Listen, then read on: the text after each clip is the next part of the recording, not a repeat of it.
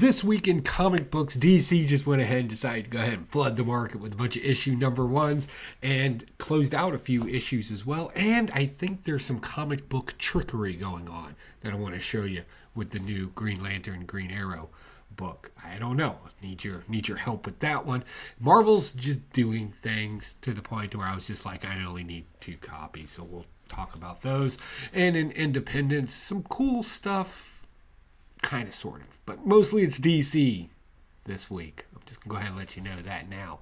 So let's show you a quick coffee promo and jump into this. Here we go.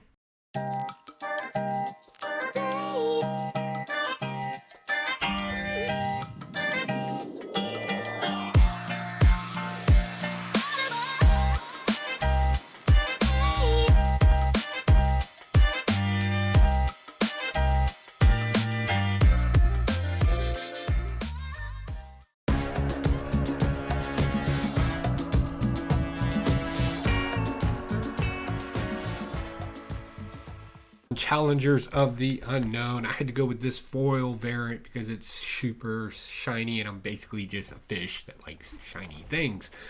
It's good stuff. So with the everybody in the Watchtower now and the DC Unlimited kind of happening, we throw in the Challengers of the Unknown. And this isn't the first time we've seen them in this situation.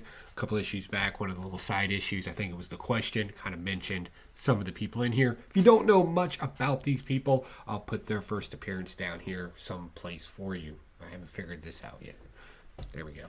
So, right, so what happens here? So first off, you need to know these are not super powered people, right? You got a smart, think Fantastic Four, only without powers. You got an acrobat for some reason, because that was a thing back in the day. Strong man, you know, the muscle, the brain, the brave pilot, and then the female characters is kind of retconned into keeping everybody together. Is really what she does. So in this one, what is their main function? To kind of investigate scientific oddities and that the Watchtower has to kind of deal with. But then we find out that this is really just a PR stunt from Superman in this. We also see him in his purple suit. Purple's a thing in comic book. Okay, so we kind of find out it's kind of a joke situation. And they're like, hey, what's our role here? Like, seriously, all these superpower people. But because Darkseid disappeared, we have these kind of oddities happening now. Not only in physical things like in this book, but later on we'll talk about another one that's happening.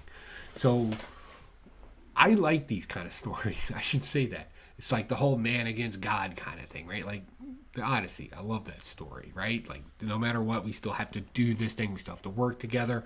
But this latest oddity that they're kind of working with kind of brings out some more raw emotions in Ace, our pilot. So that is kind of cool. I kind of want to see it kind of just break bad in this. Next on the list, we get New Gods. Now, I should say this right up off the bat. I'm not a huge New Gods fan, right? But I had to get this cover, right? This lenticular type. Yeah, and it does it on the back too. This whole thing reads the different symbolisms they use and things, and it kind of reminds me of like a sci-fi alchemy kind of thing. It's kind of weird. It kind of reads like that too. So we get our first appearance of a new god in here. Hence the title, New Gods. This one. But the All-Father kind of doesn't want to see this kid around, so he sends Orion to go and the kid. But before he goes and does it, he's like, hey, I can't go a kid, right? So let me go talk to my old boyfriend, Scott, also known as Mr. Miracle, who's kind of dealing with everyday life, being, you know, the husband of Big Bertha, who's running the Birds of Prey right now. So she's off doing superhero stuff, and he's kind of like taking care of the baby, like changing diapers, and it's just all way too much. It's tropey to think that a dad can't take care of a kid. That's like a trope now, I guess. But whatever, fine. I like this because he's like, hey, I'm going to go talk to my friend, Mr. Miracle. And he's like, hey, Mr. Miracle, hey, I'm going to come around here and I have a kid, right? So what I need you to do is to find this kid and protect him from me, right? Because he's like the obedient soldier, right? I don't know why I like that. Like, normally I'd be like, oh, I don't like this. And I'm not, again, a huge fan of the New Gods in that whole series. But I like this. So why did this kid come about? Well, because, again, Darkseid disappeared. He's gone. So we got Green Lantern, Green Arrow, World's Finest Special. You may remember this if you're around my age, maybe slightly younger. This was a comic book run that ran normally. It was a great way to add sci-fi and bows and arrows together, and it kind of almost made it make sense in a comic book fashion. Well, they brought it back. Updated art, kind of more recent political views in the whole thing, so it's really cool. But this book kind of did a couple of things. First off, we get Deathstroke, right? He's going to try to assassinate our two heroes here. That doesn't work out very well for him, which was kind of weird because he's doing it to be a part of a group. For Deathstroke, that's kind of weird, but then we find out he doesn't really care about this group to begin with. So then they send him on another mission anyway to go take care of Green Lantern and Flash. And that doesn't work out very well either, as Green Lantern kind of helps out Flash, Flash helps out Green Lantern, and they stop him there as well. And then we find out that, well, the determination and the real plan of the villain is something we don't know yet. So we got to wait for issue 2. But some interesting things happen in here. As we're dealing with the Absolute Universe and the all-in stuff that's coming, I think we found ourselves some Easter eggs. Definitely let me know if you think in this. But right there, are we getting an absolute demon? Do y'all see that? I almost kind of hope we do. I would like to know what the demon Aragon is like in the Absolute Universe. I thought that would be kind of cool. Also, the second story in the back with Flash and the Green Lantern, I think they're kind of pulling the old Redcon rope-a-dope on us, because Deathstroke's like, hey, I got this other mission I got to go take care of, and they don't tell us what it is. And then we get our little yellow boxes, goes, please check out blah, blah, blah. And I thought that was weird for the ending of a book, right? But then we find this. And we're going to try to get it into focus there for you. And it's not going into focus. So here's what it says. It says, the end, or is it? The story continues in the New Teen Titans #2, December 1980. If you don't know, that's the first appearance, or supposed to be the first appearance of Deathstroke in comic books that we kind of got now, that's kind of attached with this newer story. So honestly, as far as timeline goes and how this kind of works, I honestly don't know. I don't know if I should be mad right now. I'm curious. Silent Night, I'm enjoying this. It hasn't ended yet. We're still going with this one, right? We're getting to the big battle. Big battle, right? And so basically, the heroes have been split into 2 teams. The ones that cannot be affected that much by the Silent Night, they're going to stand outside the gates of the city, the kingdom, castle, and they're going to fight the onslaughting army, while the superheroes that have been there are going to go ahead and break into the castle to figure out how to get rid of the Silent Night character. Pretty much where you're at. If teams met up, DVD duties out, now they're going to go attack what they need to attack. I'm enjoying this. We find out more about Santa's elfish blue wife. Everybody looks like something from Avatar now.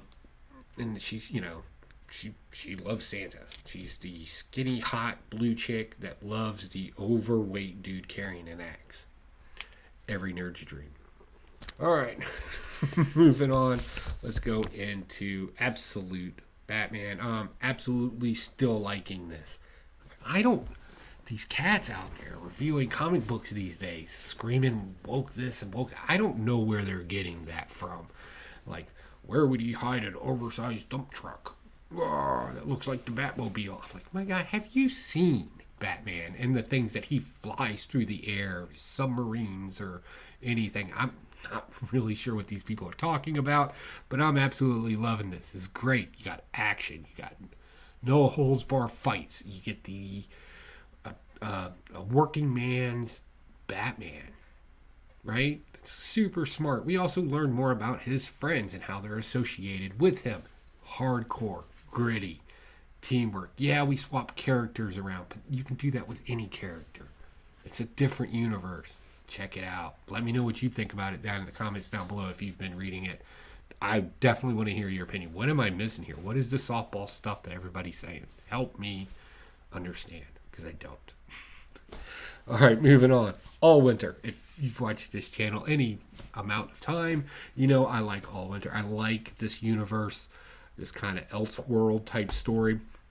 We're dealing with Vikings in the winter, and we come to the conclusion of this short series, and we find out that one, Deathstroke gets a little heart in him. They establish a new king. The villain the entire time was, of course, Mr. Freeze. I tried not to spoil that the entire time I was reading this. They never really said the name, right? But we get, it's all about his wife, keeping the wife alive. So instead of just putting her in technology, cryostasis, whatever, sci-fi woo-woo, we're in Viking time, so we'll just freeze the world. Simplistic answers to make stories make sense always work. And we get an epic battle in here as well. Prince Bruce, our mix of Superman and Batman, kind of shows up at the last minute to kind of get into the fight a little bit, along with Deathstroke's wife at the same time. But again, heartwarming, warming, there's your pun. The earth gets a little warm there now. So yeah, great story. Highly recommend it, especially if you like Vikings. If you just like Vikings and Conan, I would definitely pick this book up. Plastic Man. No more time-ins. Just like the last issue that we talked about, this one ends with, again, father sacrificing for his son, but he does survive the nuclear blast and everything he had to do to get to the nuclear blast, and how the Justice League can just be a bunch of jerks. Kid finds out his dad dies, and Justice League's like, well, somebody needs to take his place. Hey, kid, do you want his place? And he's like, nah, I saw the way you treated my father. No. And it also reminds us in here that, yes, everybody has bad experiences out there. Wouldn't take that away from anybody. But we kind of have to, it's always harder to remember the good times when surrounded by bad times. And this kind of points that out a little bit. And I thought that was smart. Because it's probably something that doesn't get said enough, especially for people that have issues. There were good times. So I think that was kind of important to mention in here, and that's why I loved it. Epitaphs from the Abyss. Not really much to review here. 3 short stories. One of them was... the other 2 were actually pretty good. Twist endings, the whole 9 yards. I'm surprised they didn't do more of the Christmas theme in this. It's kind of weird. It's like one mainline Christmas story. The rest of them were just kind of weird. The one about writer's block was probably the best. Was probably the best one in there. G.I. Joe number 2. I don't think I have to say much for this. It's G.I. Joe, and it's G.I. Joe being G.I. Joe, and introducing us. I guess I don't know how appearances work anymore, but we get kind of more of an introduction to our new G.I. Joe, including his name, Agent Risk, because he takes a lot of risk. Didn't really go far on that one. And we also are coming into the aftermath of what happened to Rock and Roll being killed and how it affected Duke, because they were close friends. And we're also, where's Clutch? Like, after the big battle, where did Clutch end up? Well, he did the old rope-a-dope where he put on a Cobra uniform, and he's hanging out over at Cobra right now, learning all their super-duper secret plans. So you can put a wrench in that. Get it? Clutch. Wrench in his plans. He's a mechanic. I'm glad you're here with me. So, all in all, I just love this. That is my complete bias review of it. Like, definitely read it for yourself and let me know what you think. But I got to tell you this. It's my pick of the week. Pick of the week. All right. Unfortunately, that means we got to get into the things I did not like.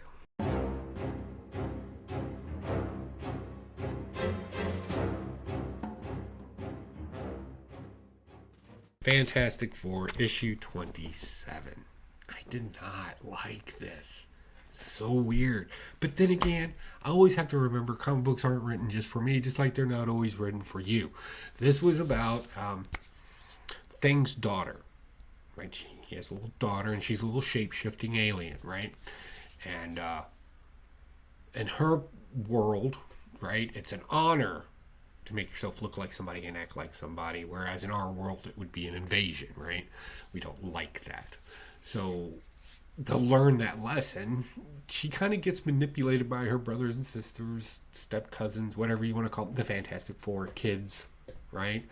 To come and get each one of them out of school early by looking like one of the Fantastic Four to come get the kids out of school. And that doesn't sit well. And then she finds out that her own power when Mole Man shows up. This is another thing I didn't like. For some reason, Mole Man's just a joke villain now. I don't know. You can go horror so much easier with Mole Man than a joke villain, but regardless, that's what they did. And she kind of defeats Mole Man by using how she can shift and shape her body around and elastic and the whole 9 yards, right? And it just, like, I get what they were going with, right? Be yourself, be original, be unique. Drive it home. And especially for young girls, right, in the school age, teenage years, definitely that can be very hard. It's very easy to be influenced at that age, especially today. I get that, right? But my question is that the target audience when you're writing a comic book, or is that something you're trying to do? Because if you're trying to do it, I would think you would have more issues, comic book issues, kind of proving that. Because throwing one issue out there is not going to shoot it across the United States as the thing for young girls to read, right? So I don't know. So obviously it wasn't written for me. It doesn't mean it was a bad story. I'm sure there's the right audience out there for you. Unfortunately, it's just not in this house. TV Hey, number 1. This is so bad. It was between this or Helverine, and I'm really regretting picking this up. So bad.